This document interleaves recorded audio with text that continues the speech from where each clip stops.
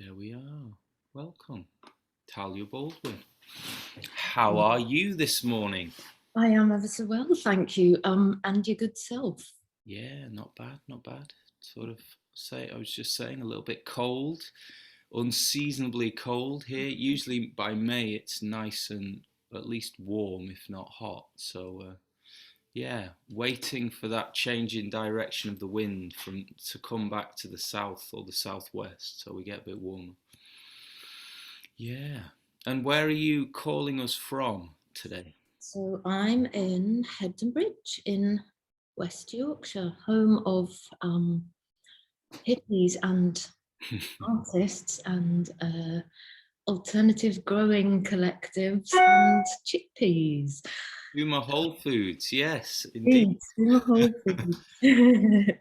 I'm waiting for a delivery from this morning, which may come right in the middle of our call. Let's see. You can Yeah, never have so too Hebden many. Bridge. Hebden Bridge is just down the road from where Ted Hughes grew up, who is one of my poetic heroes.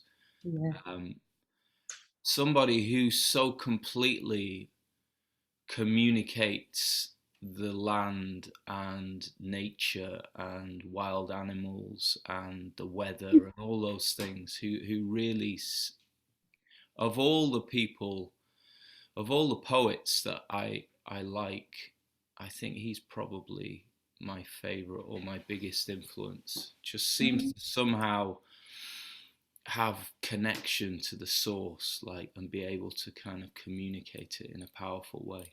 So you're in the TED camp, not the Sylvia camp then, because Sylvia Plath, in fact, the Arvum Foundation, I can not quite see from my window, but it would be cool if I could. And Sylvia Plath is buried right there. And what people do is there's lots of little gifts always left on her gravestone, little plastic figures and flowers and stuff. And they cross out the Plath, sorry, the Hughes, so that it on her tombstone it says Sylvia Plath Hughes, and they cross out Ted Hughes's surname in protest. So there's kind of quite a feminist tide of anti-Ted feeling around here, and I always wonder whether that extends beyond Chickpeaville or if it's kind of specific to here. Yeah, it's interesting. I'm not in either camp. I'm probably more aligned with where Ted Hughes himself was, and maybe even Sylvia Plath. This is the thing. I think what happens in situations like that is people project their own stuff onto it, which often has nothing to do with the people concerned. And from what I know, and I don't know anything about their relationship. Nobody does actually. Um, but from what I've kind of gathered, and from what I've read in his poetry, I don't know if you read any of. He put a collection out many years after she died called The Birthday Letters. I think it was in the 90s actually, which was this incredible poems about her really, and kind of, and from reading that, I just felt like there was so much love between them that whatever else was going on, I feel like a lot of the sort of anger towards Ted Hughes is not about Ted Hughes at all. It's about something those individuals have in relationship to an idea of somebody, and maybe even an idea of what men are. I don't know. I mean, for every individual it would be different, obviously. What's really interesting for me is that she talked sometimes about having a sort of a lack of emotion, really, at times when she felt she should feel stuff and she felt very blank. And I think there's a line of one of her poems, I forget which one now, to do with caring only about herself. And that's been identified by some people as classic narcissism. So there is a school of thought that says she was an arc, actually, and one of the reasons their relationship was so difficult was that she genuinely didn't give a monkeys about him or anyone else. So who knows? It's all speculative, isn't it? Yeah, and two very complex people highly emotional, feeling, artistic people. That's usually a recipe for a nightmare anyway, isn't it? But yeah. There was a program about her years and years ago on the radio when my daughter was maybe 3 or 4. And she said, "Mummy, who's the lady they're talking about on the radio?" And I said, "Oh, she's called Sylvia Plath. She's not alive anymore, but she was a very famous poet." And I said, "Look, she's buried just up there, because in our old house you could see Hebden Church from the window." And she said, "What's a poet?" And so I explained what a poet is, and she looked at me very earnestly and said, "Could we go and dig her up and have a look?" She quite genuinely wanted to go and get a shovel. And probably not the first person who's had that thought about Sylvia Plath. Maybe someone tried it even. Wow. God, yeah, I mean, straight that thing of children being just so pure in their expression, so original, and I love that. It's just so wonderful to be around that, isn't it? When they drop those little pearls like that. Either it's total wisdom, or they've just seen something for how it really is, or they've just expressed something so genuine that it's so original and novel that you can't help but be sort of surprised by it. I've got a book I write them all down in, because I know that I'll forget them, and there's just some proper gems in there. Joseph, who is my 9-year-old, we had the inevitable conversation about gender and gender fluidity. It's, I guess especially around here, because it's considered quite a haven for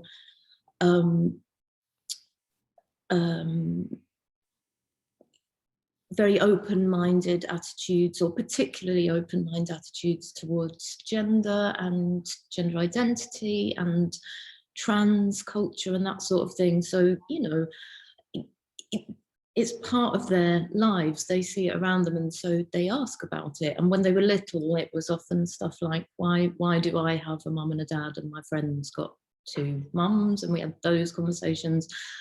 And then we listened to the radio a lot, so he'd heard something on the radio about gender reassignment, and he said, "So if you're a man and you want to be a woman, can that happen?" And I said, "Yeah, that nowadays they can do that. You can have an operation and you can change your body from a man to a woman." And he said, "What? So that what actually with an operation?" I said, "Yeah, they essentially sort of take away the male bits and they would add female bits." And he looked at me just completely aghast and said, "So they cut off your head and put a woman's head on?" And I had to kind of arrange my face and go, "Not exactly." Not yet, but that day may come. Who knows? What is it? Well, first of all, why or how did you find yourself in Hebden Bridge? That's one part. I'll ask the 2 parts first, then you can tell us. So how did you find yourself there, or why are you living there? And what is it about Hebden Bridge that makes it this kind of sort of magnet for interesting people, shall we say? Because it is a very interesting place, and it's got, I don't know how long what's the history of that as well? Maybe you can tell us a bit more about it.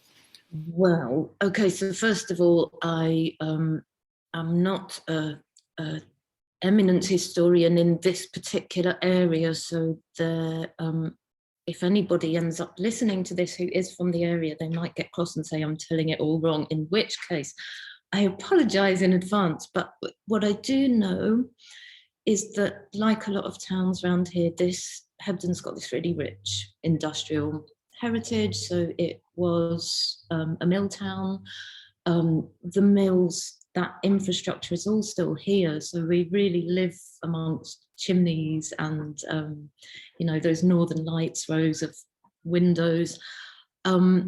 And in the 1960s, hippies believed that ley lines, which are kind of underground energy lines of a kind, I think, crossed here.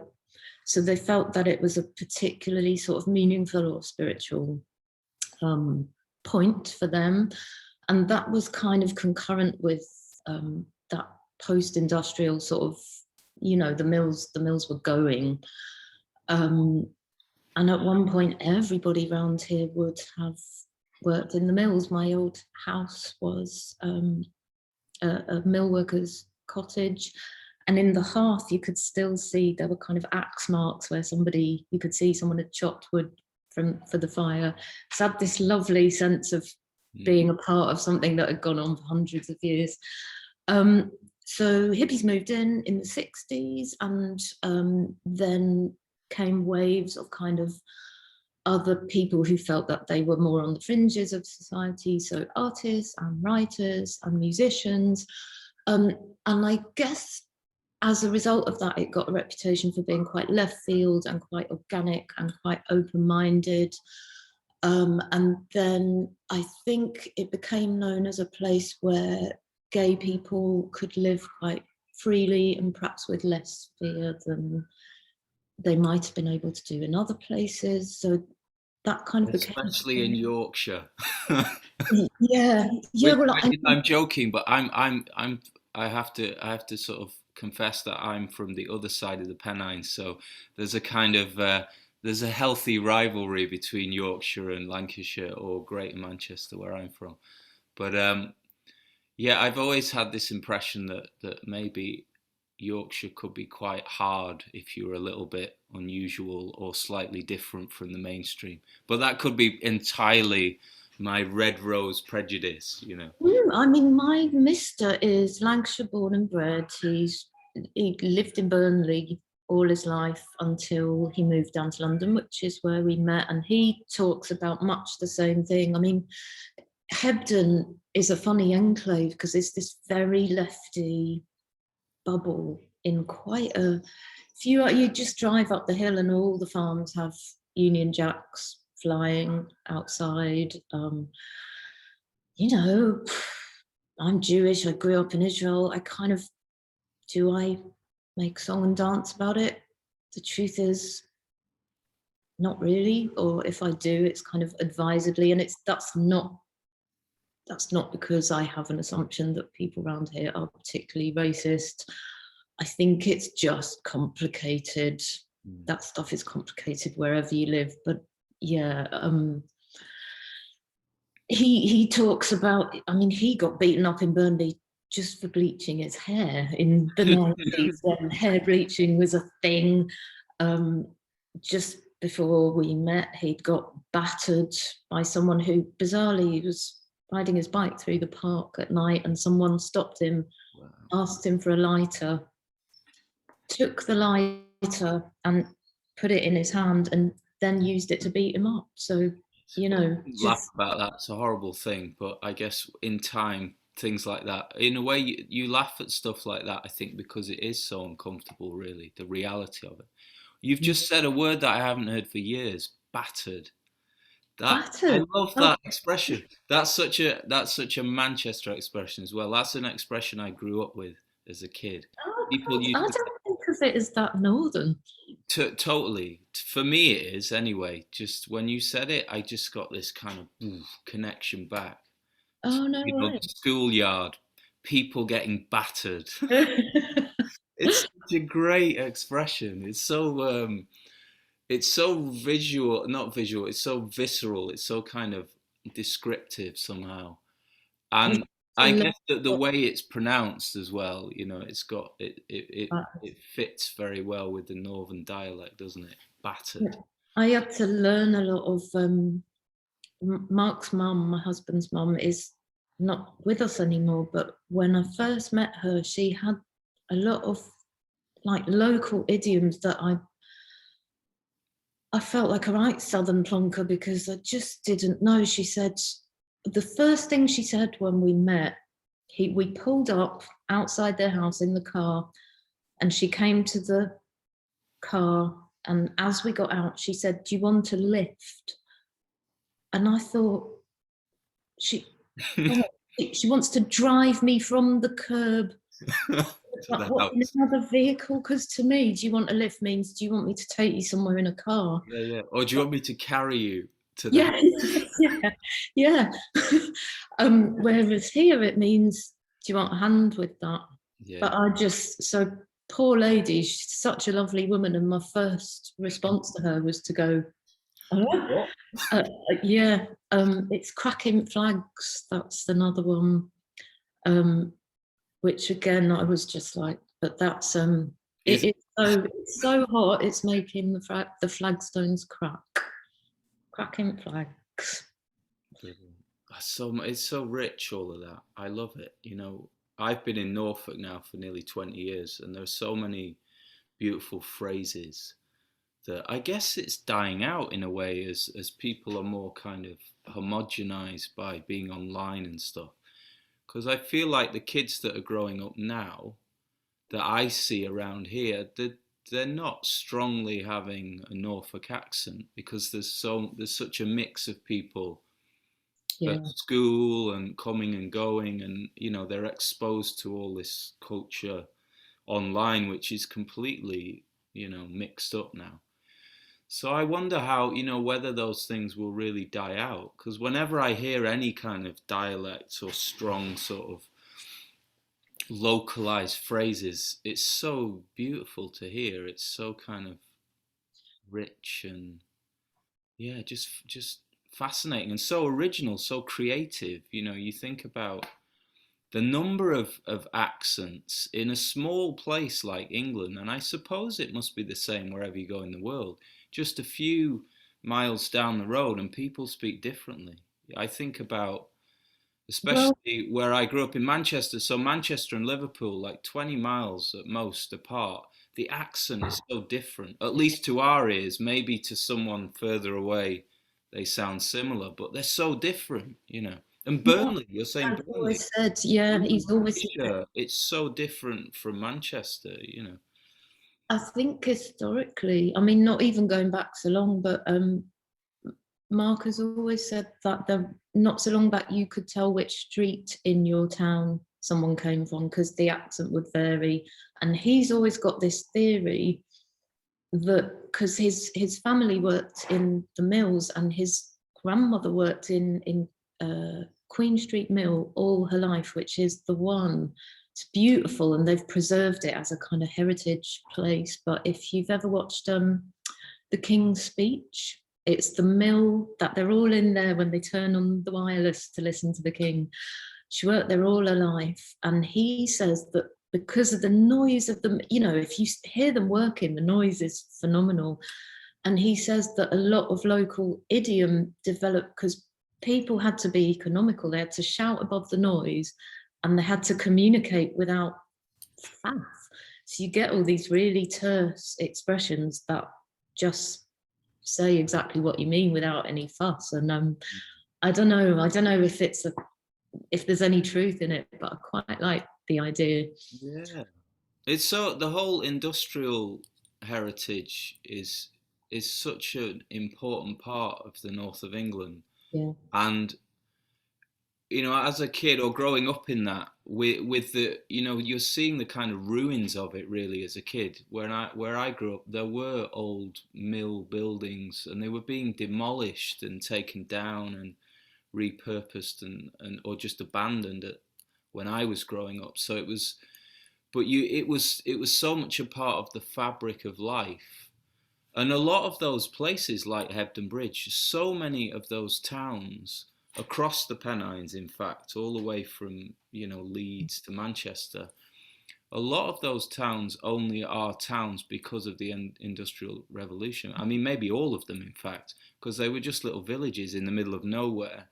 But then the reason, as I understand it, is that the climate here, and in particular in this part or that part of the country, was perfect for spinning cotton. It was just the right kind of humidity. Uh, So you guys were cotton, Lancashire was cotton.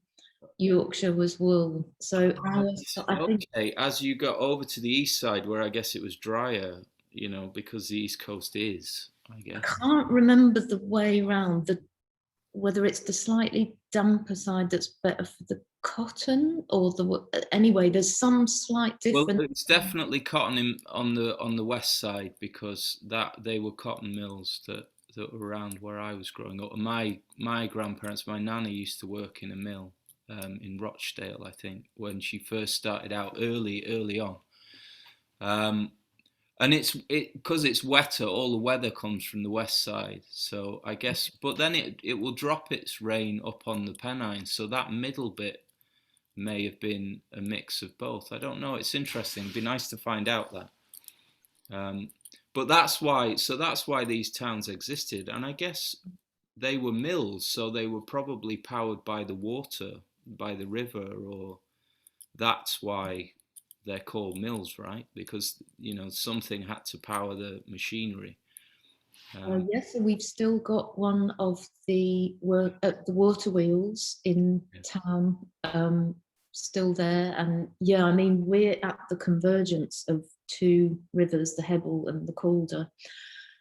So I guess that's maybe why it's a good.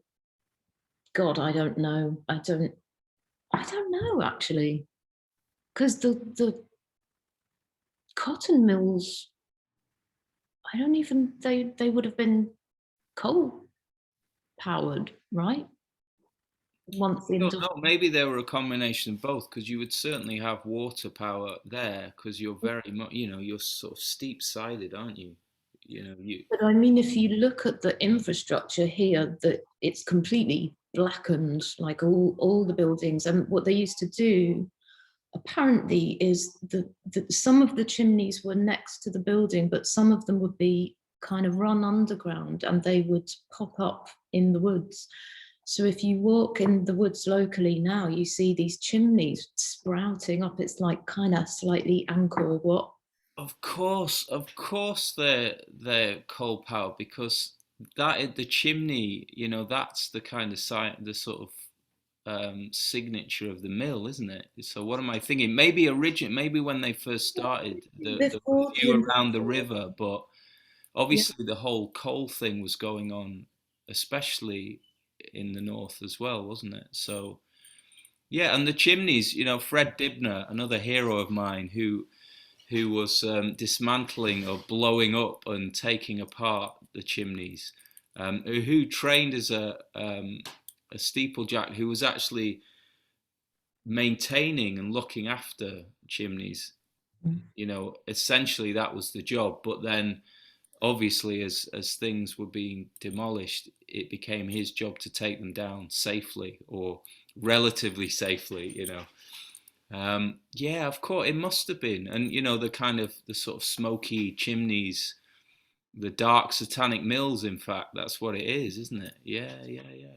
yeah, but I suppose before the Industrial Revolution, there will have been a time when there were water-powered mills. I mean, Yeah, God, sure. I'm kind of suddenly becoming aware of the extent of my. Yeah, me too. Ignorant. Moving on. Moving on swiftly. No, but there's something. The energy you talked about, the kind of ley line energy thing. Now, because I have such a close relationship with the land here, with place, and I've started to become aware of the feeling of places now.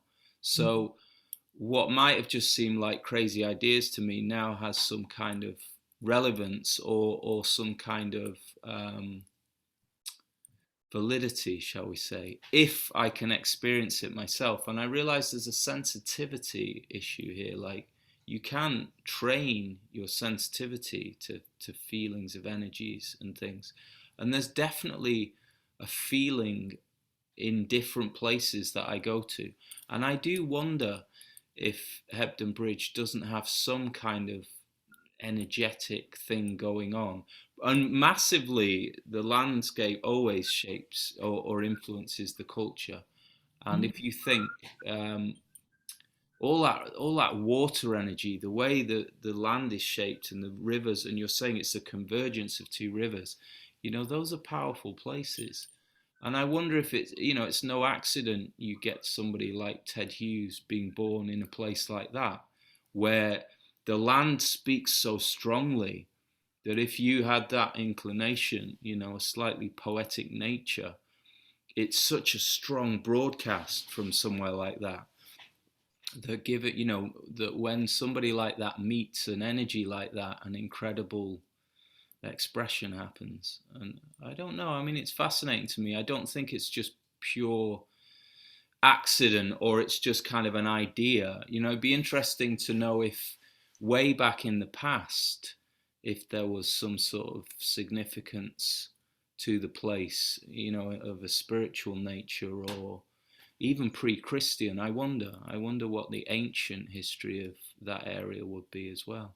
Yeah, I mean, it's funny, I've got a complicated, I love living around here, but it wasn't always that way for me. Like, I really felt when we first moved here, which is, I don't know, 16 years ago now or something, I could see that it was beautiful, and I felt lucky to be here, but also it felt really kind of emphatically not like home. And I think it's what you were talking about, where people, I'm actually writing about it in my thesis at the moment. There's a very fancy term that some geographers use called placial incorporation, and it basically means that rather than you being a figure in the landscape, people kind of are the landscape, and landscape and land isn't a concept unless there are people to see it and observe it and interact with it. That's such a biggie for me in the way I write, and also in the way I make creative work as well. So I run a lot, not very well, it has to be said, but I do a bit of fell running.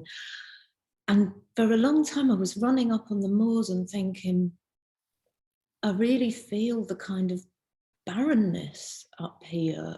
And because I'd had a fairly sort of suburban upbringing, weirdly, I was noticing that there is more nature in a suburban backstreet than there is up on the tops often. I was seeing, when I lived in Hackney, I was seeing urban foxes, tons of squirrels, even the odd badger. You'd see tons of birds. There were some crazy birds like escaped parakeets that had really bred, and they're like a fixture in certain bits of London. When I'm running up on the tops, what you really notice is the silence. And the person who writes about it really well is, I don't know if you know George Monbiot. Oh, yeah. Who is a journalist, but he's written an amazing book that really kind of did it for me, called Feral. And it is about our ideas of naturalness and how informed they are by what we're told naturalness should look like. So when people come up to stay with me from London, they quite often imagine, as I did when I came up here, that they're coming to the countryside. But actually, if you look at the sort of rural infrastructure up here, it's not wilderness. It's heavily, heavily, heavily managed. It's heavily polluted. And, the other thing that Hebden's famous for, apart from hippiness and alternativeness, is floods. And the reason for that is like catastrophic over-management of the what was the wild landscape. And we're in this really deep V of a valley. The tops are burned for grouse moor, and they are heavily grazed by sheep.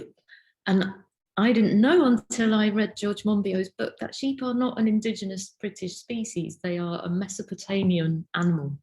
So if you ask any child, what animals do you see in the countryside in England, they will say sheep. It's part of our psyche, but they've actually got nothing to do with, our historical relationship with the land.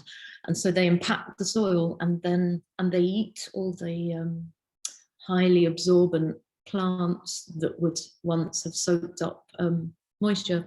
So then when it rains, instead of being absorbed into the water table, it all pisses down into the valley. Yeah, it's a hardened pit, so it just kind of channels all the the water quickly down, and that, of course, that there's a vicious cycle, because then that carries away, soil nutrients, and kind of depletes what's already, what would be in the soil. Whereas if you have trees or different kind of plants and shrubs, they all slow down rain. They do release it, but they release it slowly. So they hold on. It pools and pockets, and then gradually finds its way down, as well as getting used and recycled.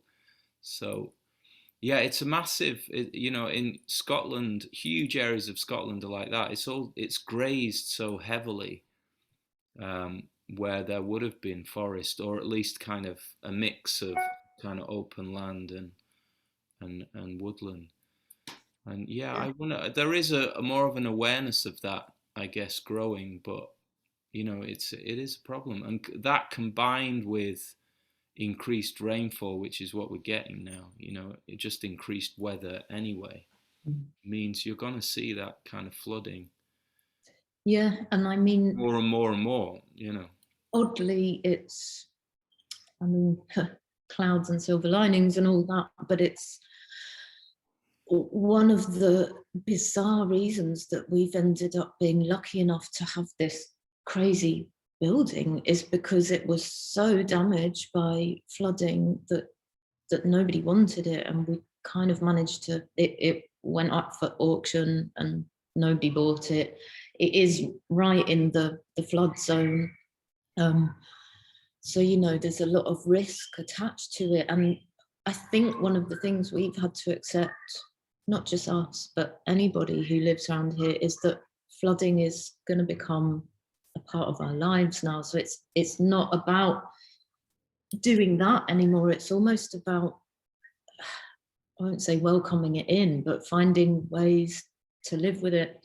So all our floors have central drainage areas, and we've got waterproof plasterboard. So when the water does come in, the idea is that we can just sweep it back down a hole, and the walls will dry out.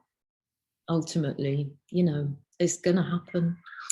Or living on the first floor and kind of changing the way you use the space, I guess, like just building it so that it is going to have water in at some point, and that's not going to sort of mess you about too much. Yeah, so I got involved in I was commissioned to do a bit of illustration for an amazing lady years ago. It was a program of walks in Huddersfield, nearby-ish, and the point was that people don't ramble anymore. So the old paths were getting very, very overgrown and disused, and they wanted to sort of get people out walking so the paths would be trodden down again in a good way. And so they commissioned artists and musicians to kind of devise walks. So one guy did a musical walk with, they were like brass band or something, I think. And this lady was a writer, and she reimagined the walk as though water levels had reached the predicted height, that it was 2030 or 2050 or whatever, and that we'd all had to move to higher ground. So the walk just kept to the bits that would still be above water, and my job was to create the map of that. All right. Wow. Quite a beautiful thing, and it made me following think, contour, that kind of, yeah, interesting. Yeah, it made me think, if I ever write a book, a children's book, we've all got a great book in our heads, and this is mine. I always think, I'm going to do it about that point when we all do move to higher ground, and what that would be like, and whether we could sort of dive back down to co-op to forage for cans of chickpeas. Yeah, the buried treasure. Yeah, sunken treasure, rather. Wow. So tell us about your this thesis that you hinted at. What are you writing about?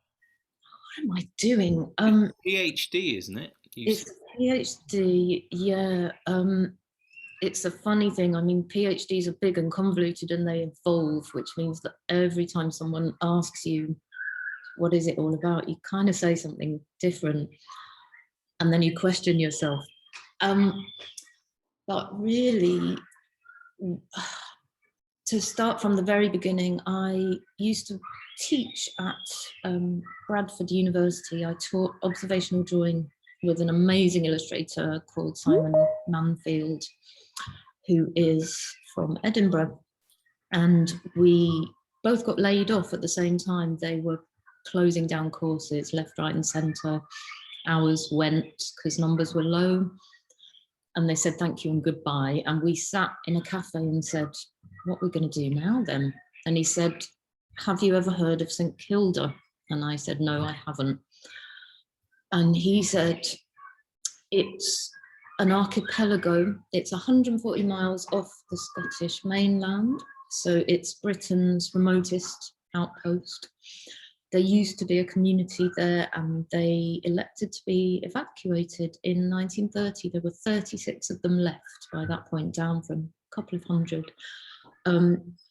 And so this island is now abandoned, in inverted commas, but it's also this haven for rare seabirds, and there are millions and millions of breeding pairs of puffins and gannets and skewers and guillemots and all sorts of other wonderful things.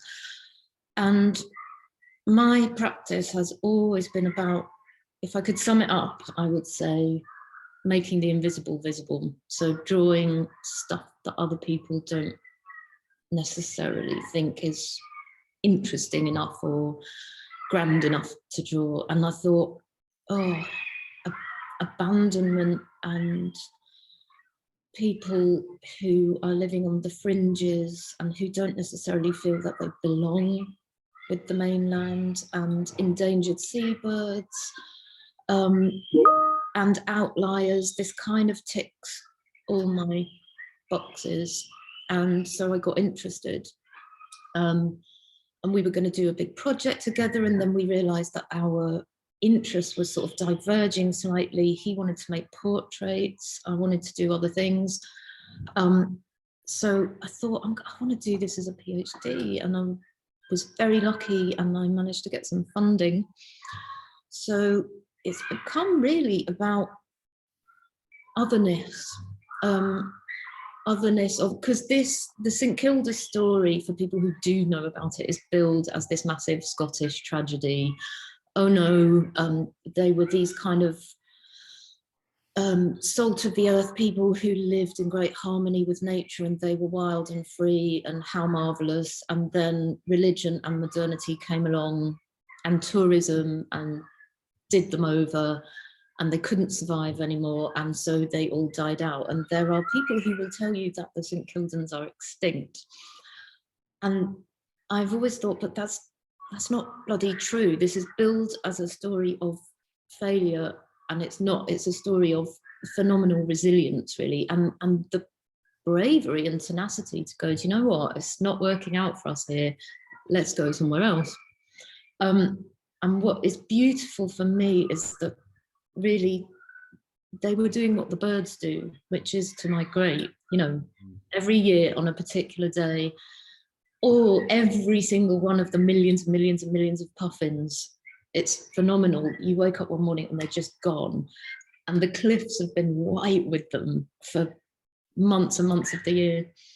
Last time I went there, I took an amazing cinematographer called Sandy Watt, wildlife cameraman, and he loves puffins. That was the thing he was most excited about. I want to film the puffins. So we woke up that morning, turned around, and they'd gone. Just every single one had buggered off in the night. So yeah, it's about subverting fixed ideas about what constitutes us and what constitutes them. Inevitably, there's personal stuff in there for me, because I've always felt a bit like that myself. I've never quite felt like us or them.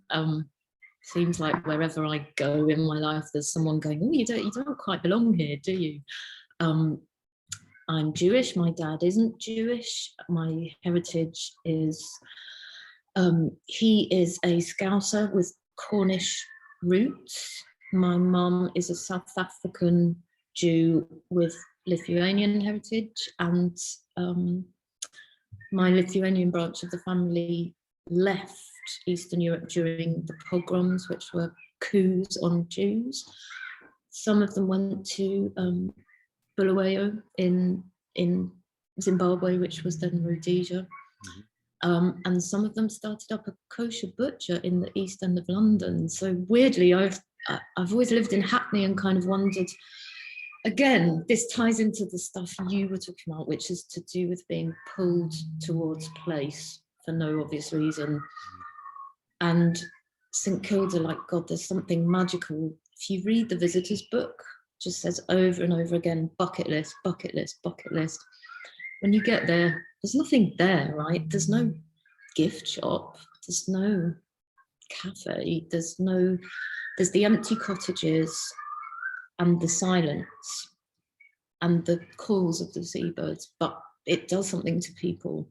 Even sometimes it's Hebrideans or Scottish people, but sometimes it's like random Lithuanian Jews with Scouse dads. You know, this is another one of my arguments, is you can feel a connection with place without having permission. So you don't have to have the right heritage or the right roots. It's enough to go, I'm drawn there because I'm drawn there, and that's okay. Direct experience. So rather than the story of who you think you are or why something should be the case, you're actually acknowledging an experience you're having, which is speaking to you in some way. Yeah, but actually, even as an extension of that indirect experience, because, for example, my friend and colleague Aziz has just joined the St Kilda Club, which is a thing, because he got interested in what I'm writing about. He said, oh, how interesting. And he is a Muslim gentleman from Blackburn. He is a PhD candidate as well. He's a researcher and a lecturer.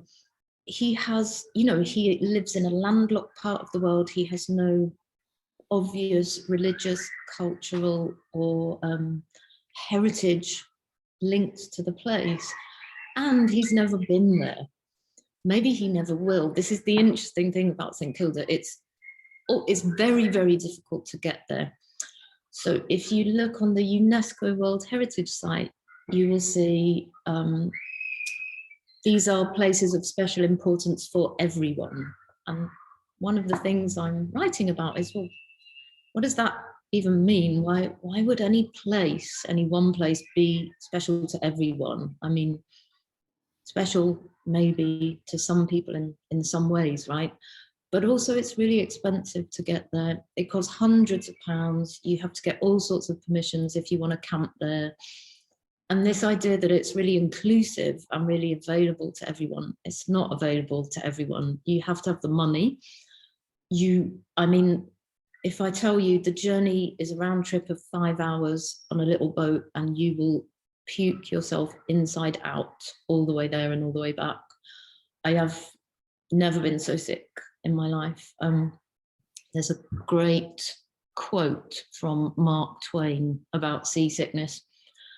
And he said, at first, you're so sick, you're afraid that you'll die. And after that, you're so sick, you're afraid you won't die. And it's so right. Like, I remember just hanging over the side of the boat going, I want to be unconscious now just so that this stops. So again, there's almost like a rite of passage. You have to earn your stripes to go there. And not everyone's in a position to do that. So this is also about ideas that places are democratic and available when actually they're not that available. And you're allowed to have a relationship with the place, even if you will never be able to go there. It still exists as a memory, as an idea, through journalism, through written accounts. It's almost, well, it's another place entirely, but it's a place of the mind, isn't it? Which it refers to a place in the world, but you can have relationships with imaginary, which is essentially an imaginary place, because how you're relating to that idea of a place is not really, or has very little direct connection to what is going on in that place. So they're two different things, and it's interesting you talk about this kind of idea of saying certain places are important to everybody. And I wonder what brings that about, that they become these kind of archetypal places, maybe, where people invest a lot of their hopes and dreams and desires and imaginings and fantasies about what they might like. In some ways, maybe a place that's purely that you only know through your mind has a kind of perfection, or kind of there's a safety and a comfort in that, and an ease of, you can go there without having to throw up for 5 hours, which is a very different relationship. The two things are very, very different. I would always, I could see how, no, I was going to say I would always go for the former and go for the seasick boat journey, but actually I have relationships with places in the world that I know I'm never going to go to. And it's kind of nicer to not have to go through all that hassle and just have my own imagination about what it is. Or, yeah, it's an interesting sort of, we do live in two worlds in general as humans, don't we? And I would argue that perhaps we've gone too far into the realm of the imagination, and a lot of the environmental destruction we're seeing is because we're in our heads, or we're abstracted from the processes that we've set in motion where they're impacting directly. And one of the great lessons I've learned living here is that when you live in a place and you have when you're a part of a place, when there's no separation between you and the place, there's a deep love that exists which would just simply not allow any harm to happen, because you see directly what the results of every action you take are, and you grow to love and become familiar with all the plants and animals and trees and rocks and stones and rivers and all their kind of, and the way they're growing and living through the seasons, through the years. And that just, it's impossible to harm something that's part of your family, essentially.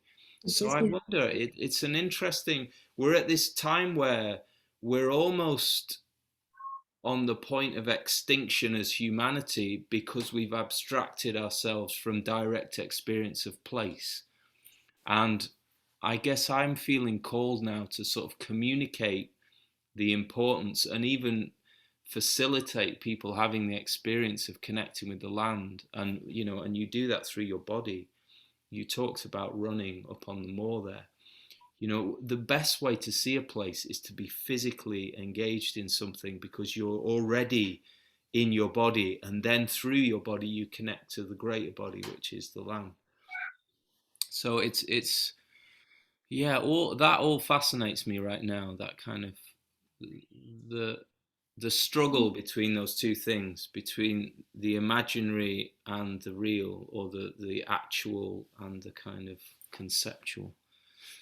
I think it's super interesting, and there's so much important stuff that comes up there. I think a lot of it is to do with debates, heritage debates now. So, and again, this has come up for me in my writing, because actually certain heritage organisations, which shall remain nameless, tried really, really hard to stop me from going to St Kilda, quite vocally and quite kind of unequivocally said, no, our job is to protect St Kilda, more or less, from people like you who want to come and trample all over it. And so there's one aspect of heritage discourse which deals with the fact that the job of nature conservationists is to protect nature from humans, right? And the same with human heritage. So The trusts and conservation bodies have to minimize our interaction with the natural landscape so that we don't screw it all up, right?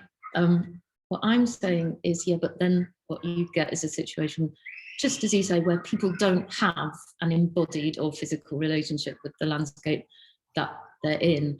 And the St Kilda wardens and UNESCO and whatever, they actually say, we don't advertise St Kilda as a tourist destination. It is one, but we kind of want to keep it under wraps because we don't want too many people to go there.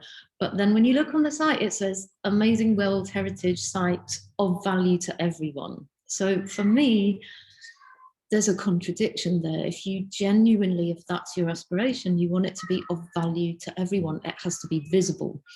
But when I said, guys, I'm on your side, right? I want to raise awareness of the really fragile ecology of the place. And I'm making this book, which I hope will be beautiful, because part of my thesis is a children's book. So there's going to be drawings and there's going to be writing. And they actually said, it's not our priority at the moment. And the great line that they said, you know, we need to protect St Kilda from people like you who want to trample all over it. We are suspicious of you wanting to make money out of this commercial project. And then they said that my favorite line was, couldn't you just do your research somewhere else? And that's become, somewhere else has become the title of this chapter that I'm writing at the moment. Just go somewhere else, you know, which is what the St Kildans decided to do. It's what the birds do every year. And it's what I've been told to do as well. So there's, you know, God, I could go on about it all day, but the other thing that happens when you keep an island apart that is already geographically inaccessible is that the stories of that place get kind of preserved in aspect. And that's weird because stories change and they need to be living things, right? So there's this big argument that people who aren't native St Kildans or who haven't spent very much time there shouldn't write about it and shouldn't even think about it, actually. So there's a lot written that says, there's been loads written about this place and this community, and none of it is in Gaelic, and none of the people who write about it have lived there. My point is, well, for starters, nobody lives there anymore. And another thing, you can't hope to recreate the voice of the original community. So there are lots of books called The Real St Kilda, The Truth About St Kilda, what actually happened on St Kilda. And my point is, by what right are you trying to be the voice of people who aren't here anymore? You cannot turn back time and go and ask them, but what you can do is have loads of interesting conversations about what it's like for you and for all the other people who go there, and talk about memory and culture bearing and all that sort of stuff. But what they want to do is go, no, you're not the right sort of person to have this conversation, so you need to go away. And that makes me really cross. Can you tell? Well, it's so fascinating, all of that. There's so much control, isn't there? And it's all fiction. All the stories, everybody who thinks they know best, it's a fiction. Every person's idea of what's going on is a fiction. There's no true story, or rather, it's the story of all those things together makes the whole story. And anyone who that this whole idea, I mean, this seems to be a kind of cultural trend right now of telling people what to think, say, do, like these rules. Why? I say, fuck that. Fuck all those rules. If you're a person who's alive with this fascination, you don't need anyone else's permission or authority. This is a genuine expression of who you are. So, Absolutely. and that place was a place for millions of years before anyone lived there. And all places, this is the irony, all places are made of people who were not from there arriving there. All places, The thing that's all really cultures, every single culture. you can put a Union Jack up in your house in, in the Pennines if you like, but your ancestors are Roman, Saxon, Viking, Celtic, Germanic, Oh, did you see? probably from all corners of the earth, so it's absurd, all of those ideas, and they all come from fear. That's, there's two things going on. There's freedom and interest and curiosity, which you're representing in this story, and then there's fear, which is about control and holding on to a small idea of reality and trying to preserve it. And the whole conservation idea is fascinating, because to me it's part of a bigger cultural blind spot that we have, which is a fear of death, a fear of change. And of course, everything is changing. It's dying, it's growing, everything is changing, So this weird kind of sanitized separation, or we need to preserve this thing and hold it and put it in, mothball it. It's a living thing. You can't do that. And the other thing is this weird separation between humans and nature. We are nature.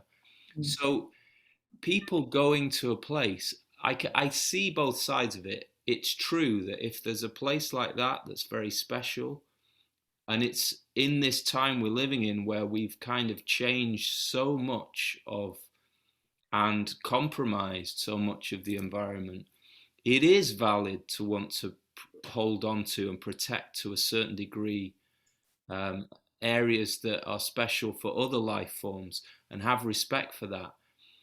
But this completely isolating people from it, I think, is unhealthy, because humans are a part of the cycle, a part of the whole fabric of life. And what you need, rather than this separation and keeping apart, is healthy interaction. So people, and the best way to do that, the irony is the best way to do that is for people to live somewhere and to truly have a relationship with it, not be consumers or visitors. I'm Or getting you a book, one sec. yeah.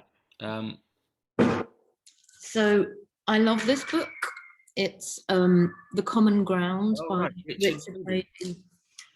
It's out of print, so it took me a bunch of time to track it down. And I'm sorry, I interrupted you there because I got too excited about the links between what you're saying and this. This is kind of good heritage discourse for me. It's about being in nature rather than observing and kind of standing back from a distance and looking at nature. And again, for me, at the moment, everything's coming back to my conversations about islands and island identities. One of the things they are looking to do with St Kilda is to create a kind of observation and heritage centre that isn't there. It's going to be on Uig, I think, which could be interesting. And it's one way of having those conversations about how do we remember and be mindful of a place and its history without destroying it. But there's also something weird about standing somewhere else and observing a place through a telescope that big. And the other thing, while you were talking, that I started thinking about, and again, it comes up for me a lot, is that islands, there's a reason they come up so much in literature, kids' literature especially, Treasure Island and Peter Pan and Coral Island and Swallows and Amazons and you name it, right? Because they're little places over there and they're half real and half imaginary, especially if you happen not to live on one. So we tend to forget as Britons that we are islanders. We're the other as well, but we don't see it that way. We think, oh, we're the mainland, and then there's these little outlying rocks in the ocean over there. And the thing about islands, especially for kind of colonialism in writing, is you get to sort of make them what you want. So Robinson Crusoe is about a guy who gets to rock up on an island and become its master and become, the assumption is that the one brown person who actually lived there already and had a whole historical relationship with the place and profound knowledge of the place becomes servile and becomes subservient to the white guy who rocked up. And the weird thing about that is that art and life sort of imitate each other. So what happens to real people on real islands is that they get fictionalized. So because the St Kildans aren't there anymore, and even actually when they were there, people thought they knew better than the St Kildans did what they were like and what happened there. And now you get all these books called This Is How It Was, and then you'll get a response going, no, this is how it really was. And the point is that they've become these sort of semi-made up things. There's another great book, which is on my messy desk somewhere, about real islands on maps that turned out not to be there. And because it was the back of a whale or whatever that some guy saw after 3 weeks without fresh water. And then made up islands that turned out to really exist. So it's really complicated. There's some kind of fantasy about having this controllable space that's yours, where you can. It's the kind of utopia, isn't it, where you can have it exactly how you want it, and the rest of the world isn't going to bother you. I think everybody has something of that in them, maybe as a kid. Perhaps it's the first inkling of separation from parents as a child, when you don't want to be told what to do anymore. You want to have that place where you can eat ice cream all day and, laze around or go swimming or whatever, live in a tree house. And it's where the wild things are, isn't it? It's where the wild things are. That idea of sailing away to a magical place, and then you get to do what the hell you like. And the monsters who are already there will go, you can be the king for a day. That's the funny thing is that that's a really grown-up sort of colonial fantasy, but it's one that gets sold to kids a lot. So kids don't. And the reality is, it never works. The reality is, because the world isn't like that. So as soon as you impose that idea, that ideology onto something, it's the end already. From the moment you set foot on the island, you've already fucked it up because you've arrived in totally the wrong way. I guess the way to arrive is to not to want to be there, maybe, or to just want to see what it is, maybe from a more humble position of, what is this place, to meet it, to really connect with it and let it tell you what it is and what it wants to do to you. Maybe it's a reversal. It's, you've gone to the island, and instead of wanting to impose your shallow utopia, which has no basis in reality, onto a living place, it should be the other way around, which is, go there to be told what you are to become. That would be the way to have the experience. And maybe that, somewhere like St Kilda, if you went there with no stories, no ideas, not trying to measure or save or look, but going there to receive what it wants to tell you. What a way that would be an interesting way for us to relate to these wild places on Earth, is to go there as kind of humble, what's the word? Somebody that's going to kind of study or learn. Well, I'll tell you who writes beautifully about that exact thing is Robert McFarlane. And he talks a lot because they found some early evidence of monks and ascetics and hermits on St Kilda. So I think there's a sort of stone cross, a cross carved into a stone. And Robert McFarlane talks about, he calls it moving from history to eternity. So the idea is that when you leave the mainland and you go to a deserted or an empty island where you're the only human, you're kind of checking out from the busyness of being part of this busy history that's getting written and knitted, and you move into another space that exists outside of history. Obviously, with St Kilda, it was never outside of history. It just had a history that wasn't always accessible to everybody else. But it's to do with quietness and thought and just sitting. That's what monks do, isn't it? It's about going to a place and listening very quietly and seeing what it tells you. Yeah, I mean, if you take that intention, but remove the kind of story of whatever particular philosophy or religion or whatever it is you've arrived there with, and you're really blank and open, that it's like you're listening to the mystery of everything. It's meeting with direct experience, which is the ground of everything, of all that we have. All culture comes out of that, comes out of that, out of the land, out of the energy of a place, out of spirit, or whatever your concept of something greater than, this kind of physical realm we're in. And I feel like you say that leaving behind history and going to infinity, but I think everywhere has a place outside of history.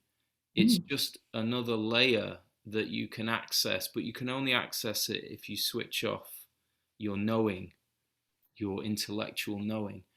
It's all about you everywhere, this place outside of history. There are all these layers and levels and dimensions accessible if you're willing to kind of stop, Yeah, listen, and totally. receive rather than impose.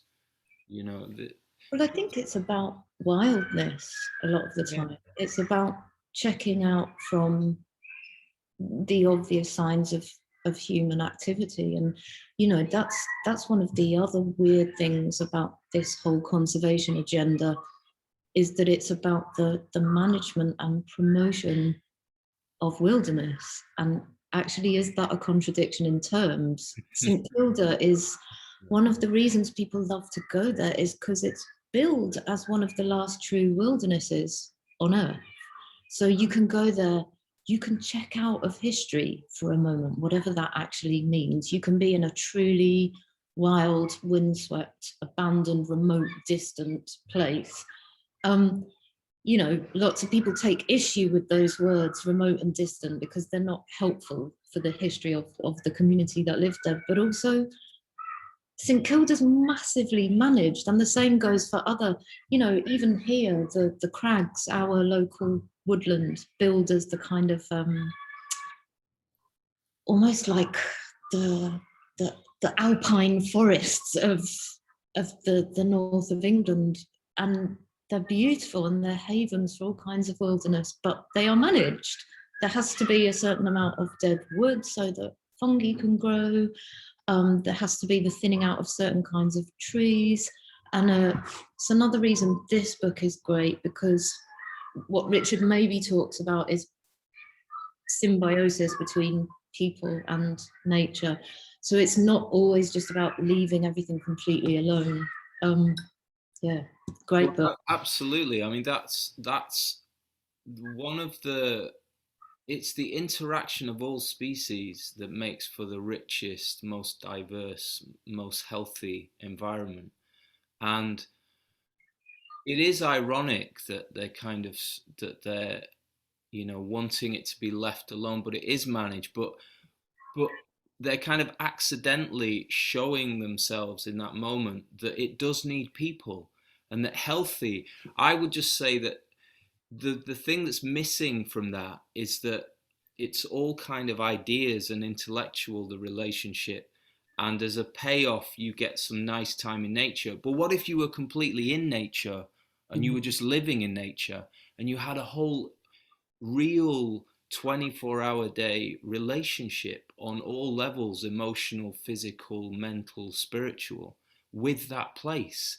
Like, Then the same thing, only much better, happens, because everything gets nourished by that.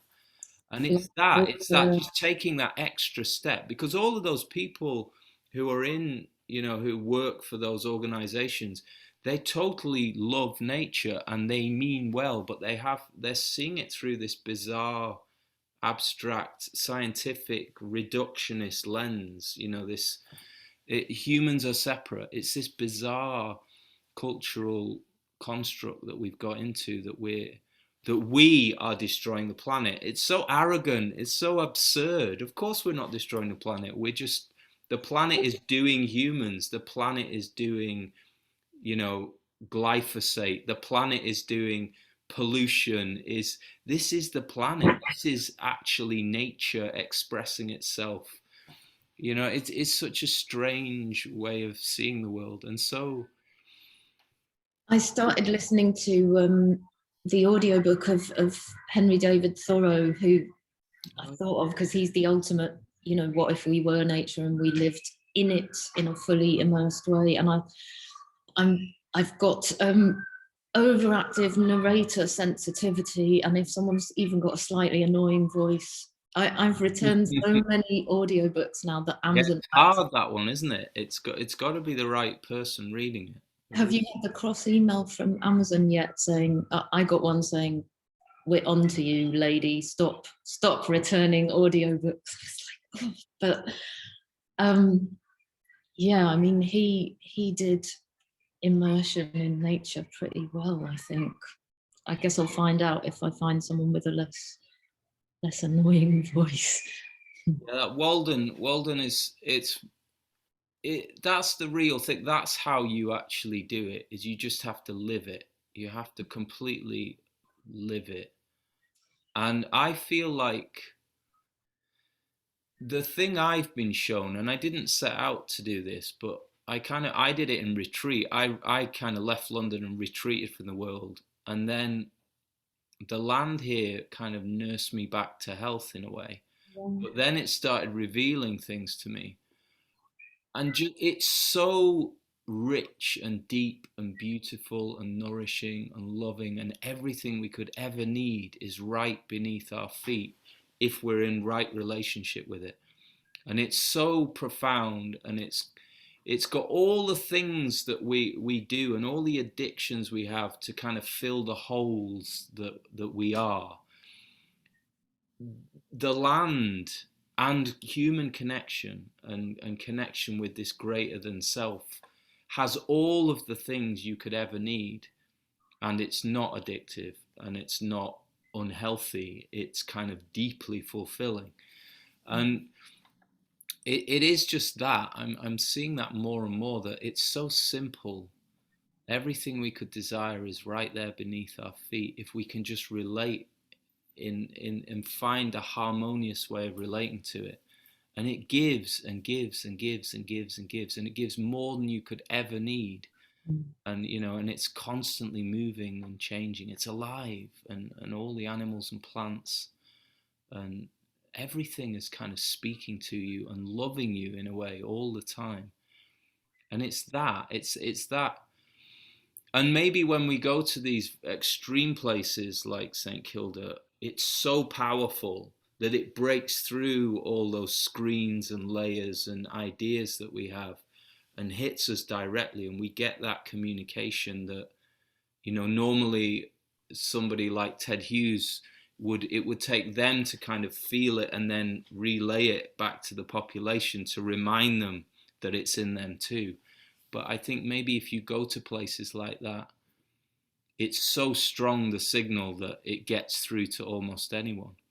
But I also... Just one little thing I want to say, thinking about what you were saying before, but actually, strangely, one of the great wildernesses that we don't notice all the time is all around us, and it's the sea. Your 5-hour trip to the island, that was the real wilderness. Yeah. Because you can just go a mile off the coast, wherever you are in wilderness. And the reason why you know that is because it is terrifying, because you can't get off, you can't switch it off, and it's just going to do whatever it wants, and you have no choice. You are totally at its mercy. And I think probably that's what freaks most people out, and then they get seasick. Because I've got a boat and I go out on the sea here, but it terrifies me, and I'm always overcoming my personal kind of control freakiness. And it once I yield, it's paradise. But if I'm fighting it, that's when I feel ill, or because it's nervousness, it's tension, it's holding on to control and trying to fight this massive power that you can never win that fight, you know. And the reason why the fishermen don't get sick is because they've so given over to that power, and they're so comfortable with it that it doesn't matter how rough it gets, you know, they're at ease. So Adam Nicholson, who is the owner of the Shants, which is another little group of islands in the Minch, which is the bit between the Scottish mainland and the Hebrides, Harris and Lewis. He had built for himself a replica little Viking boat called a Berlin, like the equivalent of a little city runaround. So not a great big long boat, but a small, compact, beautiful thing. Had it handmade by a boat builder for exactly that reason, that he wanted to arrive at his islands in the way that they would have been, you know, via wilderness, really. But the other thing I was going to say is that I suppose, given everything I've said about how hard it is to get to St Kilda and just to get to any wilderness generally, I mean, I'm lucky I live on the edge of it, but not everybody does. And I've always really liked the idea that maybe you don't have to. So maybe there's other ways to get bits of wilderness into your life, even if you live in, I don't know, Hackney or wherever it is. And the way I got interested in plants and plant medicine and nature and healing and all of that stuff is through an amazing project called Phytology. So what it was is it started on a little patch of scrubby wasteland in Bethnal Green on a council estate, and it had been bombed during the war. So actually we know now that bombs are really rich in phosphate, so where they land you tend to get wildflowers and all sorts popping up. You could still see the kind of crater form of this bomb. I think there had been a church there at some point, and now it's just a fenced off crappy bit of nothing land. And what Phytology did was they made it into an apothecary garden. It was an amazing project. It's still there. It's still in use, and all the medicinal plants are weeds. So it was kind of flipping this idea of which plants are valuable and worth growing and which ones you should pull out and throw away. And I learned so much about how things like dandelion and nettle actually have fully medically sanctioned amazing medicinal properties, not just in the alternative sphere, I say just in inverted commas, but both in the alternative sphere and within conventional medicine, these things are like super powerful. So they planted it all up with borage, nettle, dandelion, I'm forgetting all the names, goat's rue, all kinds of things. And they have a herbalist on site. So if you live on that council estate and you're getting psoriasis or tension headaches or exam stress or your mood is low, you can go down there and say, what could you give me? And she will either make you a tea on site with various bits, she'll show you, or she'll give you herbs to take away and grow yourself in pots. So it just, I was lucky enough to work on it as their illustrator when it started out, but it wasn't my idea, and it just made me look at urban gardening and nature healing in a totally new way. And it made me go, God, actually, yeah, awesome. If you can afford to get on the boat to St Kilda and go all that way to access wilderness, then great. But if you can't, it's not a deal breaker, because there's ways, and these things are popping up everywhere now. There's What a beautiful idea. I love that. I mean, really, that's it. And you're having a relationship with the land, even though you're in the middle of the city. You've got that little well of connection to the earth. That's just, imagine the good that's emanating from that place. That's feeding the community, even if they're not aware of it. Just that that's going on there. Imagine all those interactions between people within the context of that space, and how you can meet Well, people in such a different way. Such a beautiful idea. That's really yeah, nice. And and I, those, yeah, the weeds, it's funny because the weeds are these humble plants that are so powerful, mm, that are so strong as well. Despite all our trying to get rid of them, nobody taking care of them, they keep on growing because they are of the place and they are so connected in with it, energetically, that they're strong. And often those plants are the most nutritious. They're far more nutritious than anything we're buying in the supermarket. yeah. Nettles, incredible food. You can live on nettles pretty much. They're And so rich. there's a real cultural tradition around here as well. There's like a dot pudding festival every year that somehow, unforgivably, I've never quite managed to go to. But yeah, like it, having learned so much on as a result of phytology, and also I work sometimes with an amazing medical herbalist called Sue Salmon, who, God, what she doesn't know about wild plants and their medicinal values isn't worth knowing. And what it does is it puts the personal back into Mm. our relationships with plants. So just walking with her, um, we used to run botanical drawing workshops at Yorkshire Sculpture Park. So she would take people walking. She would just do this amazing thing that I was ever envious of, where she could go, oh, so this is hawthorn, and historically it was called the nurse of the aging heart, and the red berries used to make people think that it was heart medicine, and actually that is borne out by contemporary science. And and then what would happen, because these workshops were mostly retired people who had been around for a while, and they had place memories that were plant-based. Mm. So some of the really quite elderly ones remembered the war, and they remembered being sent out to collect rose hips because of the vitamin C content, which was meant to be much higher in the north of England than elsewhere. So these kids were actually sent out. You were supposed to wait till after the first frost. That's when they were best.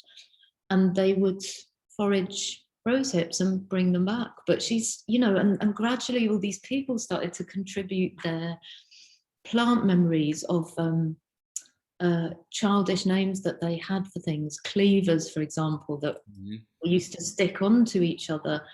And I started to realize that some of them are cultural as well, because I went to school in Israel, and we used to stick sticky plants onto each other, but it wasn't cleavers, it was something else with a little pale blue flower. I never did know the name for it. But God, it's just so interesting. And I think if anything's been lost, it's the personal. Nature comes to us now through heritage organisations, through trusts, through season tickets, through tea rooms, through souvenir shops.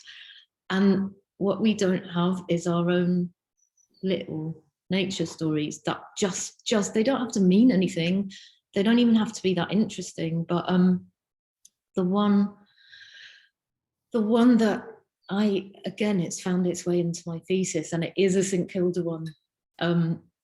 But I went there last time, and the archaeologist on Herta, which is the main island, said, oh, there's a snowy owl who very occasionally visits. Obviously, very rare bird, very elusive. Just keep a lookout. And Sandy, the cinematographer, was super excited. He had all his gear. He was like, oh, it'd be amazing if we could spot it and shoot some footage of her. That'd be awesome. We went for this huge walk, didn't see the snowy owl. But at some point, we were right over the far side of the island. I looked down and I saw a snowy owl pellet.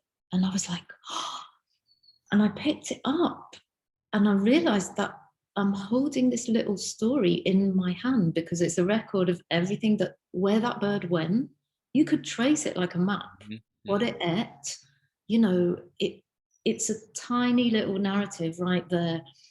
And I thought, my kids are going to get this. They're going to get that it's like the coolest bedtime story ever. And so I tore a bit of paper out of my sketchbook, wrapped it up, and I put it in my bag. And when we got back to the campsite, I saw the archaeologist and I was really excited. I was like, oh, we didn't see it, but I found this really amazing owl pellet, so beautiful. And he looked really worried and he said, oh, you didn't touch it, right? You put it back exactly where it was, because tomorrow we're going to need to retrace our steps and I'll have to log it. And I had this moment of panic because I didn't want to lie. But also I suddenly realized that there are unwritten rules and that I broke them. And that also my little personal story of holding that thing in my hand for one moment and having this connection with an animal in a funny way via something that it spewed up. Someone's really saying, no, here's the big story that counts, the St Kilda story, the one you read about in books and on the UNESCO Heritage website. You've got another little story about your personal relationship with the place, but that one doesn't count. And it made such an impression on me that it became the foundation for this chapter called Somewhere Else, about, okay, these days there are the received heritage stories about nature, the ones that make it, and this is one that didn't make it. And my issue with it is not in some ways a selfish one. I get that it's not a story the world needs to hear. It's just me picking up a thing. It's not that interesting. But it was my little story in my moment. And the point is that someone out there's this unspoken rule that those stories aren't the ones that matter. And my point is actually they do matter, and they still add up to ideas about place. The tragedy is that that is the story that matters, and the scientific story is the one that doesn't matter. And that relationship, that bizarre measuring, controlling, distance relationship that has no heart in it or very little, that's a perversion. That's a weird way. And the land itself doesn't want to relate to you in that way. It's very distant and offish and weird. It's just weird. Your experience, your story is the way that we, that is the natural way to relate to the land. In that moment you were being a part of St Kilda and you became part of the place in a genuine way. Well, it's a literal. And this is the thing that apparently we're trying to save, and you became it, which actually amplified it and made it more real. And you have a heart connection, which means that you're much more likely to do something to benefit that place because of that experience. That's how you protect a place, is by tying people's hearts to it. And you can only do that by allowing real connections to happen. And that's exactly what you experienced. It's such an uncomfortable thing, isn't it? To sort of be having a genuine experience and knowing that somehow it's not allowed. It's a weird position to be in. And actually, it's been really uncomfortable to write about. In fact, yesterday I got in touch with my supervisor, and she's been very insistent that the autoethnography, i.e. the bits where you write about your own experience, do matter. And all the way through this, I've been going, oh God, but I don't know, this is academic writing. I is a kind of dirty word in academia. You're supposed to write very impartially. A lot of people will tell you. But this is so important. But isn't that completely insane? Because everybody is writing from the I perspective. And all those people you're quoting are I's. Yeah. And they read other I's who were I's who got their knowledge from other I's. It's such a kind of, what is it?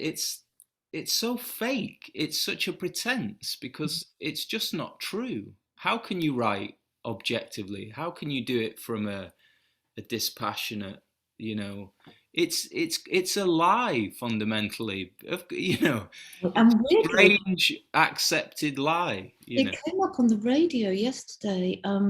Annoyingly, it's a really high-profile businesswoman in kind of interiors, I think, and I'm going to kick myself because her name is very well known. But she was talking on the radio about having been told all through her business career, you need to take the emotion out of this, and her going, why? Why are business and emotion mutually exclusive territories?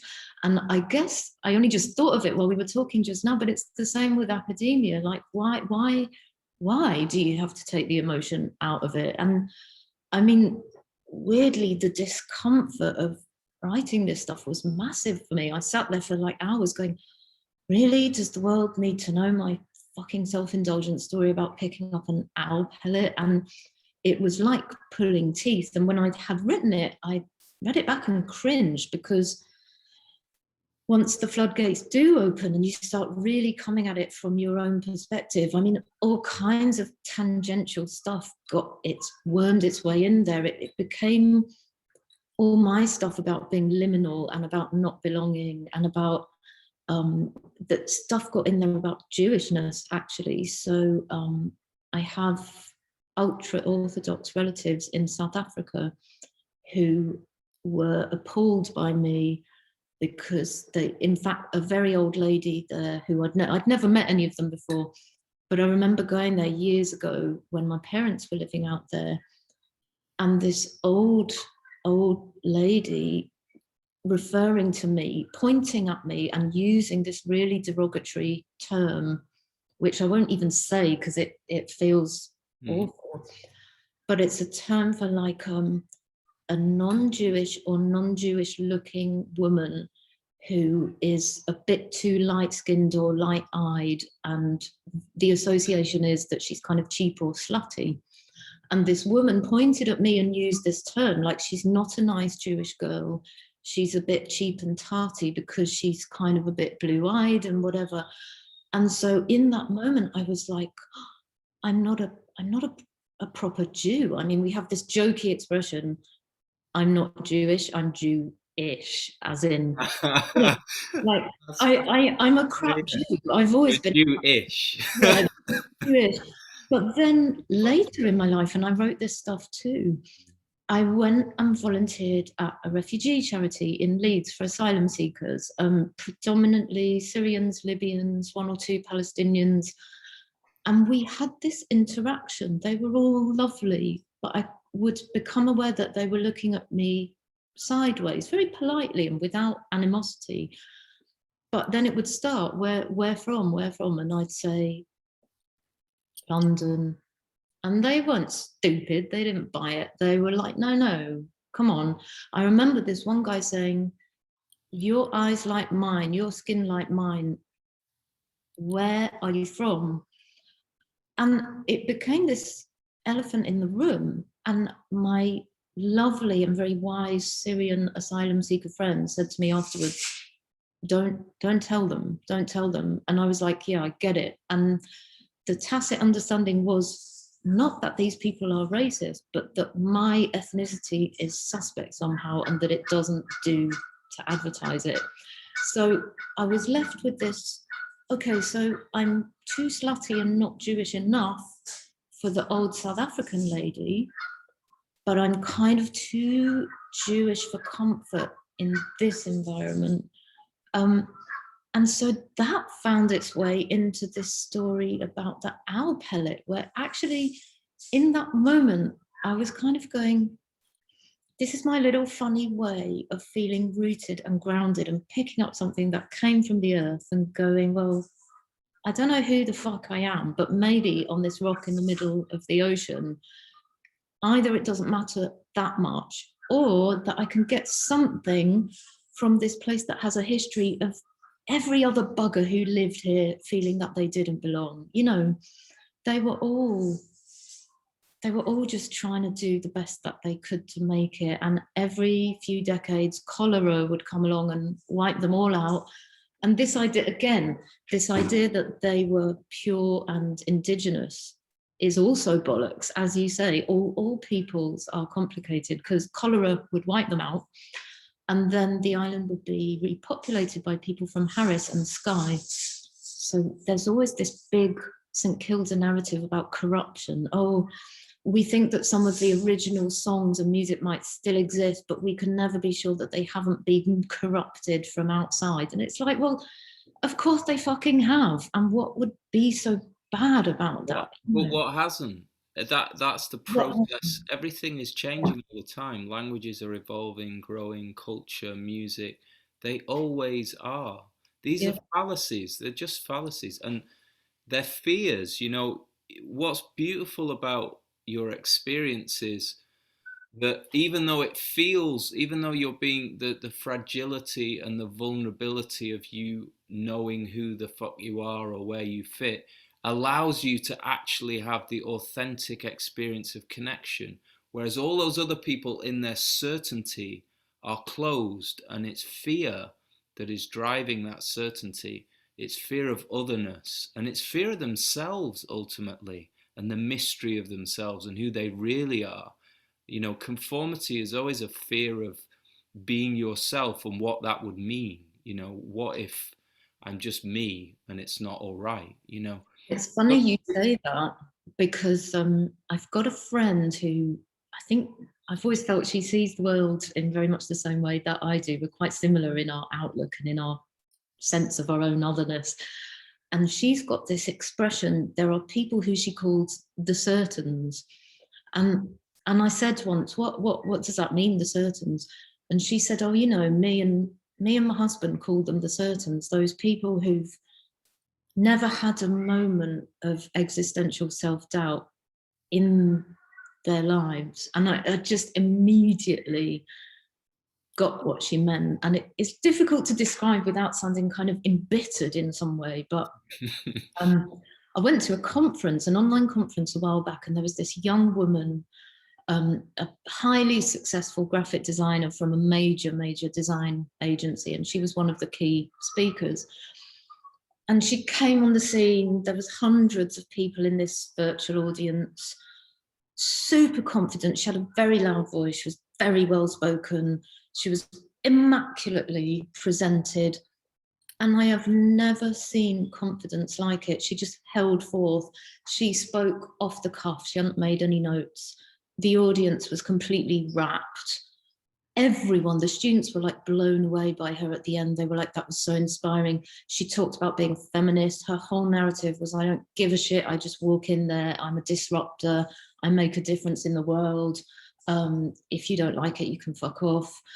And something in me, when, you know, it was a fragmentation really, because there was a bit of me going, wow, that's the young woman I never ever was when I was that age, but also going, something's missing here. And what's missing is that really quiet voice that goes, is this okay? Maybe I could have said it differently. What do they think? How do they feel? You know, what else could I have put forward if I didn't put forward that voice? And that was missing. And I wondered to myself for a long time, is that a bad thing? Is this my envy talking here? That she's this forthright woman who's at the top of her game already, like in her early 20s, and I am not, and I'm complicated and messy, and like I have ADHD and I never get shit done, and I start things and don't finish them. Maybe this is about my own shortcomings. You know, maybe what I'm feeling is jealousy. And then there was a bit of me going, no, I think all the people I'm most drawn to in my life are the ones who do have that quiet voice. Doesn't mean that they're shy or introvert necessarily, but it means that they are fundamentally questioning always. And in that moment, I realized that person is not someone I would ever be able to relate to in more than a superficial way. It's also about nature people, people who get nature, tend not to have that immense sense of self, because how can you have that consciousness that you're a tiny dot in the ocean, like you said, in that wilderness, throwing up off the side of a boat? You know, no one who regularly puts themselves in that scenario can be that unquestioning about bloody anything. You know, I think there's a quietness and an uncertainness which is really important in the way that we engage with the world and wilderness and nature. And I think in urban material culture, we really value extroversion. So in the office where I work, the people who do best are the ones who shout the loudest. And there's one colleague I think of particularly, again, a super forthright person, very sure of herself, very unquestioning, never has a moment of, you know, of doubt really. And this person has just gone up and up and up and up and up and up the career ladder, whereas the quieter people, the more thoughtful people who live in their heads, they don't climb those ladders, partly because they are considered less valuable, but partly I also think because they kind of don't want to. And I've always thought that those colleagues in places like that are so undervalued, you know, the ones who don't live in the spaces of an Excel spreadsheet or, you know, come to life in meetings. I'm the one in the meeting just going, you know, looking at the ceiling and twiddling my thumbs. It's also an ADHD thing, like having a fragmented brain, having a brain that isn't linear and doesn't have one objective and goes off. I mean, I'm even aware of it here. I start talking about one thing. By the time I finish the sentence, I'm on a whole other subject and I don't even remember how I got there. But what I'm learning is those brains are still okay as well. It's the same with the small stories. The small discounted stories still matter. And the fragmented, chaotic, disorganized, wonky brains matter as well. And I reckon if people were more mindful of that, I mean, apart from anything, offices would be slightly less shit places to be a lot of the time. Yeah, I don't know. I think everyone has a mind like that. It's just some people have different ways of dealing with it, and some people are good at focusing on one thing. And for sure, all those super confident people have a part of themselves that is deeply insecure as well. Everybody does. Yeah. You know, there is no, they're just good at that particular thing in that moment, but that's not going to be 24 hours a day for 70 years. There's, you know, it's just not who we are as people. And I always feel like, you know, maybe when we're either threatened or we're critical about someone or there's something uncomfortable, it's usually because it's a part of ourselves as well that we haven't fully integrated, that they're just, you know, there's a bit of us that's thinking, oh, I'm like that in some part of me, but I never get a chance to express it. And so inevitably we become a bit defensive about our qualities, which may be the quiet, thoughtful person. And the same might happen for them in meeting a quiet, thoughtful person. You know, they might be quite sort of, you know, repulsed by them, but that's because, again, it's in them, isn't it? It's that bit of themselves. We're all doing it. You know, you meet or in my experience, I meet very few people who are actually mature enough, who are integrated enough, who've made the journey to being balanced in that way that you can actually meet them without any of this distortion that we all bring to meetings. So absolutely. And I mean, I think, I mean, I hope that what I say is without any animosity. Like, it's absolutely not about thinking less of those people or judging them or not understanding them. It's not that. I think what's always interesting for that me. doesn't come across that you're doing that. Oh, good. No, I mean, I guess I think it's interesting.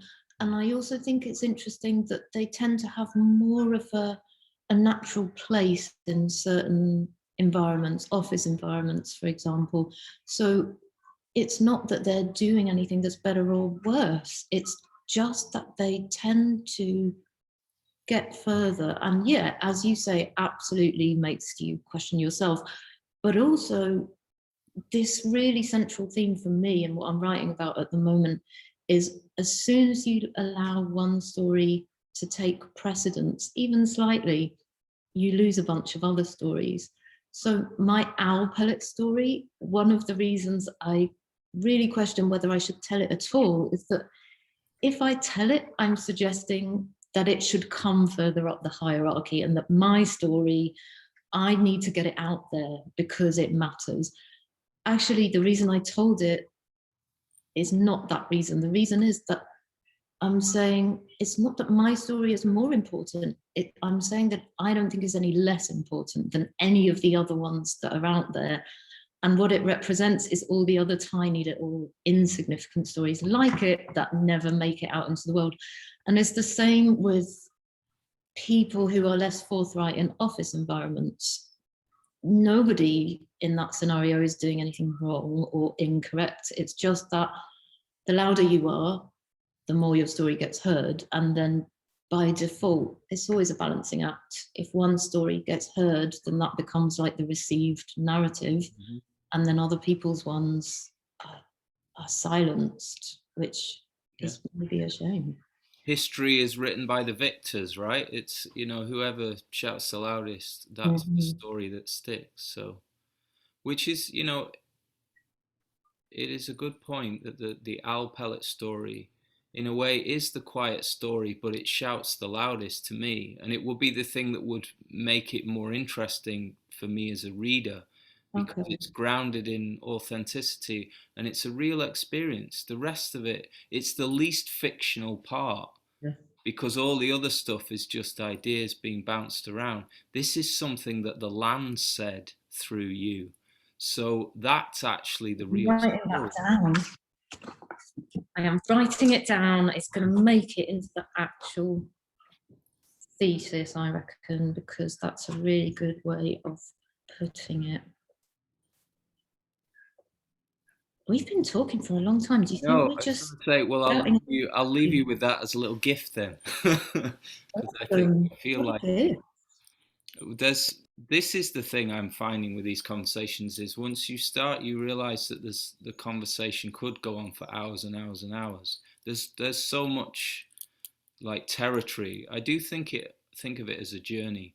There are so many places to go. Yeah. It's almost infinite. So yeah. No, I've loved it. We'll pick it up again at some point in the future. Happy days, yeah, absolutely. All right. Well, thanks for having me. It's been epic. Great. We'll do it again. For sure. Thank you. All right. Bye. Bye.